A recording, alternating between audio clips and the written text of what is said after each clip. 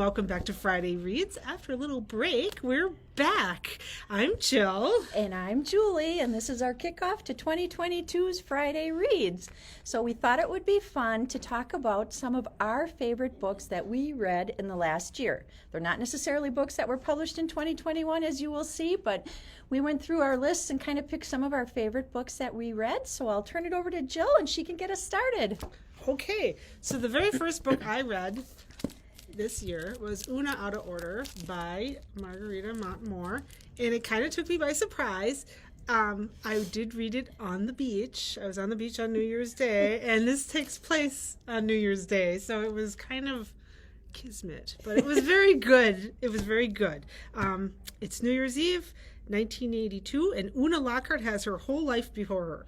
At the stroke of midnight, she will turn 19, and the year ahead promises to be one of consequence. Should she go to London to study economics or remain at home in Brooklyn to pursue her passion for music and be with her boyfriend? As the countdown to the new year begins, Una fades and awakes 32 years into the future in her 51-year-old body, greeted by a friendly stranger in a beautiful house she's told is her own. Una learns that with each passing year, she will leap to another age at random, and so begins Una Out of Order. Hopping through the decades, pop culture fads, and much-needed stock tips, Una is still a young woman on the inside, but ever-changing on the outside. Who will she be next year? Philanthropist, club kid, world traveler, wife to a man she's never met? Surprising, magical, and heart-wrenching, Margarita Montmore has crafted an unforgettable story. So yeah, I had a lot of fun with this one, and I would recommend it to you. And I start my year usually with a classic. So the classic that I picked in 2021 was one of the PBS Great American Read Top 100 picks, and it was a book that I had never read when I was younger. So my first pick is A Tree Grows in Brooklyn by Betty Smith, which was published back in 1943. So from the moment she entered the world, Francie Nolan needed to be made of stern stuff. For growing up in the Williamsburg slums of Brooklyn, New York, demanded fortitude and strength of spirit. Often scorned by neighbors for her family's erratic and eccentric behaviors, such as her father Johnny's taste for alcohol and Aunt Sissy's habit of marrying serially without the formality of divorce, no one, least of all Francie, could say that the Nolans' life lacked drama. Their daily experiences are raw with honesty and tenderness and threaded with family connectedness. Betty Smith has, in the pages of A Tree Grows in Brooklyn, captured the joys of humble Williamsburg life, from junk day on Saturdays when the kids trade their weekly take for pennies, to the special excitement of holidays bringing cause for celebration and revelry. It's an American classic that cuts right to the heart of life, hails the New York Times. If you miss A Tree Grows in Brooklyn, they say, you will deny yourself a rich experience. I actually listened to this book as an audiobook. I found it deeply heartbreaking, but also a story filled with strength and determination. I think it's definitely a book that I got much more out of reading as an adult than I would have had I been much younger when I read it. I think I appreciated the tenacity of Francie Nolan much more by reading it now. So, haven't picked my classic to kick off 2022 yet, so if anybody has a suggestion for me, put it in the comments for me. But like I said, I like to start my year with a classic, one that I probably didn't read when I was younger, or if I read it, it's been so long I barely remember it. So this Tree Grows in Brooklyn. That is a really good book and deserves to be on those lists. And this one. My next one is I picked this up because of the title, to be honest, The Final Girl Support Group by Grady Hendrix. This guy is the new horror author that I just love him so much. He also wrote the Southern Book Club's Guide to Slaying Vampires or something like that, which I haven't read yet, but I have it at home. His author thing, he's got a picture of him holding a skull. Oh, I think that's just so cool. I don't know, I like this guy. So, in horror movies, the final girl is the one who's left standing when the credits roll. The one who fought back, defeated the killer, avenged her friends, the one who emerges bloodied but victorious, but after sirens fade and audience moves on, what happens to her? Lynette Tarkington is a real-life final girl who survived a massacre 22 years ago, and it has defined every day of her life since. And she's not alone. For more than a decade, she's been meeting with 5 other actual final girls and their therapists in a support group for those who survived the unthinkable, putting their lives back together piece by piece. That is, until one of the women misses the meeting and Lynette's worst fears are realized. Someone knows about the group and is determined to take their lives apart again, piece by piece. But the thing about these final girls is they have each other now, and no matter how bad the odds, how dark the night, how sharp the knife, they will never, never give up. So basically it's a murder mystery where people are trying to kill the final girls. So I don't know. It's fun. I like to have fun when I read it. Here you go. My second pick was an author that I had never read before. This is Amy Malloy's Goodnight Beautiful. In this story, newlyweds Sam Statler and Annie Potter are head over heels and excited to say goodbye to New York and start a new life together in Sam's sleepy hometown in upstate New York. Or it turns out, a life where Annie spends more of her time alone while Sam, her therapist husband, works very long hours in his downstairs office, tending to the egos of his mostly female clientele. Little does Sam know that through a vent in his ceiling, every word of his sessions can be heard from the room upstairs. The pharmacist's wife, contemplating divorce, the well-known painter whose boyfriend doesn't satisfy her in bed. Who could resist listening to all these things going on downstairs? Everything is fine until the French girl in the green Mini Cooper shows up and Sam decides to go to work and not come home, throwing a wrench into Sam and Annie's happily ever after. You may be familiar with this author. She's the New York Times bestseller of The Perfect Mother. I had not read that. I found this book to be a great psychological thriller. Had lots of plot twists to hold my interest, start to finish. So check out Goodnight Beautiful by Amy Malloy if you like one of those thrillers. Awesome. This is probably my favorite book all last year. It's not from 2021. It's called The Invisible Life of Addie LaRue by V.E. Schwab. It is France, 1714. In a moment of desperation, a young woman makes a Faustian bargain to live forever and is cursed to be forgotten by everyone she meets. Thus begins the extraordinary life of Addie LaRue, and a dazzling adventure that will play out across centuries and continents, across history and art, as a young woman learns how far she will go to leave her mark on the world. But everything changes when, after nearly 300 years, Addie stumbles across a young man in a hidden bookstore, and he remembers her name. And he's actually able to say it. Like, in this book, she can't even say her name. It's really weird. It's a weird curse, and it's very cool. I loved it from beginning to end. It kind of flip-flops through time, because she makes this deal in France of 1714, so you kind of, like, see the immediate aftermaths, you know, and then it goes to modern time in New York City, you know, 300 years later, and she's still like, I don't know. It's like she can't even rent a room. Like, she rents a room and they forget her as soon as she gives them the money. And they kick her out of the room and arrest her and stuff. So she's got to, like, sleep in alleys and stuff. It's very good. It's very high on my to-be-read list. So. And the guy that remembers her name has a secret, too. So it all ties together. Sounds very intriguing. Very fun. My third pick is probably a familiar book to everybody. Jill and I have talked about what a good year Kristen Hanna had last year. The Four Winds was one of the books that she published in 2021. Texas 1934, millions are out of work and a drought has broken the Great Plains. Farmers are fighting to keep their land and their livelihoods as the crops are failing, the water is drying up, and dust threatens to bury them. One of the darkest periods of the Great Depression, the Dust Bowl era, has arrived with a vengeance. In this uncertain and dangerous time, Elsa Martinelli, like so many of her neighbors, must make an agonizing choice. Fight for the land she loves or go west to California in search of a better life. The Four Winds is an indelible portrait of America and the American dream, as seen through the eyes of this woman whose courage and sacrifice will come to define a generation. Like I said, we've talked about Kristen Hanna before. You may be familiar with The Nightingale. I like that one. The Great Alone, love that book. I enjoyed this read a lot as a historical fiction choice. This one actually brought me to tears at the end when I read this book. And then one of the things that I did when I finished it was I had to go back and look up pictures from the Dust Bowl era. I certainly don't think I would have had the fortitude of Elsa to have survived this. I have a couple of the pictures, if you can see this.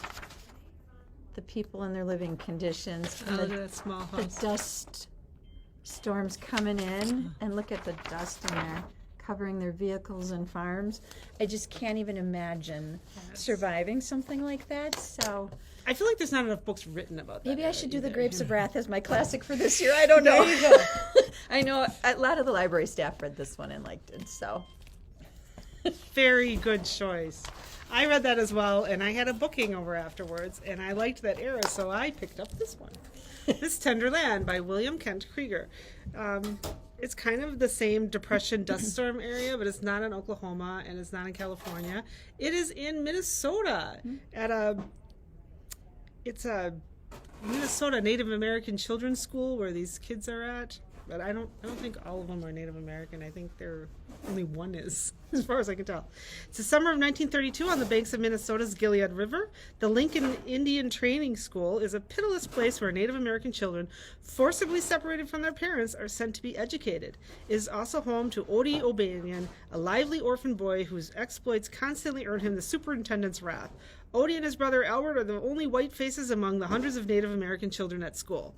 After committing a terrible crime, Odie and Albert are forced to flee for their lives along with their best friend Mose, a mute young man of Sioux heritage. Out of pity, they also take with them a broken-hearted little girl named Emmy. Together, they steal away in a canoe, heading for the mighty Mississippi in their search of a place called home. Over the course of one unforgettable summer, these four orphan vagabonds journey into the unknown, crossing paths with others who are adrift, from struggling farmers and traveling faith healers to displaced families and lost souls of all kinds. With the feel of a modern classic, this Tenderland is an enthralling, big-hearted epic that shows how the magnificent American landscape connects us all, haunts our dreams, and makes us whole. So, yeah. So if you have a book hangover to watching or reading or listening to The Four Winds, this is a good choice. Is he a Minnesota author? He might be. I think all his books tend to take place in Minnesota. I know a lot of them take place He's very there. popular. People like his books. Ordinary Grace by him is way up on the top of my list of books to be read, too. My fourth pick is from actually 2002. This is The Day the World Came to Town, 9/11 in Gander, Newfoundland, by Jim DeFeedy. It's the true story behind the events on 9/11 that inspired Broadway's smash hit musical Come From Away, which we saw at the Performing Arts Center and thought was a fantastic musical. This is another one. I have it as a CD. This is how we listen to it. We listen to it this way. Much more fun to have the Newfoundlander accents and stuff. So when 38 jetliners bound for the U.S. were forced to land at Gander International Airport in Canada by the closing of U.S. airspace on September 11th, the population of the small town of Newfoundland swelled from 10,300 to nearly 17,000. The citizens of Gander met the stranded passengers with an overwhelming display of friendship and goodwill. As the passengers stepped from the airplanes, they were exhausted, they were hungry, distraught after being held on board for nearly 24 hours while security checked all their baggage. They were greeted by a feast prepared by the townspeople. Local bus drivers who had been on strike came off the picket lines to transport these passengers to the various shelters set up in the local schools and churches. Linens and toiletries were brought and donated. Middle school provided showers as well as access to computers, email, TVs, allowing the passengers to stay in touch with their family and friends and follow the news. Over the course of those 4 days in Gander, many of the passengers developed friendships with Gander residents that they expect will last a lifetime. As a show of thanks, scholarship funds for the children of Gander have been formed and donations have been made to provide new computers for the schools. This book recounts the inspiring story of those residents of Gander whose acts of kindness have touched the lives of thousands of people.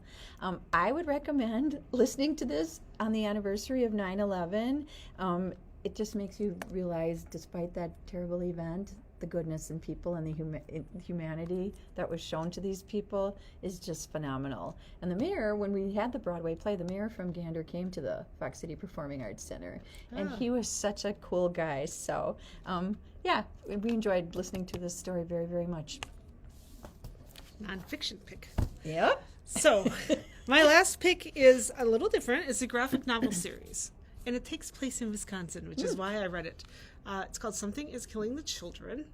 Let's see if we can get that in there. When the children of Archer's Peak, a sleepy town in the heart of America, begin to go missing, everything seems hopeless. Most children never return, and the ones that do have terrible stories, impossible details of terrifying creatures that live in the shadows. Their only hope of finding and eliminating the threat is the arrival of a mysterious stranger, one who believes in children and claims to be the only one who sees what they see. Her name is Erica Slaughter. She kills monster, and that's all she does, and she bears the cost because it must be done. I like this because it has a strong female character. Erica Slaughter is badass, and it's got the classic comic book format. I'm not going to show you pictures because it is kind of bloody. The drawings are basic but they are bloody. I've seen this compared to Stranger Things because it kind of has that nostalgic 80s kind of thing with it, and Buffy the Vampire Slayer because of the monster killing girl. And she wears a mask a lot of the time too, and I really appreciate that because we're all wearing masks all the time now too. The past 2 years wearing one. Something is killing the children. Not familiar with that one. There's like 4 volumes right now, I think. My last pick is another thriller. This was also a new author for me. I had never read any of Riley Sager's work before. So this is Home Before Dark, which was published back in 2020. So what was it like living in that house? Maggie Holt is used to such questions. 25 years ago, she and her parents moved into Bainbury Hall, a rambling Victorian estate in the Vermont woods. They spent 3 weeks there before fleeing in the dead of night, an ordeal her father later recounted in a nonfiction book called House of Horrors. His tale of ghostly happenings and encounters with those spirits became a worldwide phenomenon, rivaling the Amityville horror in popularity and skepticism. Today, Maggie is a restorer of old homes and too young to remember any of those events mentioned in her father's book, but she also doesn't believe a word of it. Ghosts, after all, don't exist. When Maggie inherits Bainbury Hall after her father's death, she returns to renovate the place to prepare it for sale. But her homecoming is anything but warm. People from the past, chronicled in the House of Horrors, lurk in the shadows, and locals aren't thrilled that their small town has been made infamous thanks to Maggie's father. Even more unnerving is Bainbury Hall itself. It's a place filled with relics from another era that hint at a history of dark deeds. As Maggie experiences strange occurrences straight out of her father's book, she starts to believe that what he wrote was more than fiction. This was a quick, easy read for me, but this thriller kept me entertained with its plot twists and turns. And who doesn't like a haunted house as part of one of the main features of a book? It was the first book by this author, as I mentioned. I also read Lock Every Door when I finished this one, but I liked Home Before Dark better than that one. So that's my last pick. Well, we hope you helped you find something good to read. These are all good books that we have actually read. Thank you for joining us. Hope you tune in again this year. We've got a lot of things planned for our Friday reads, so we love to hear from you guys. Comment, share our videos. Comment below. Share your favorite books from the past year that you read with us, and thank you for watching. Bye. Bye-bye.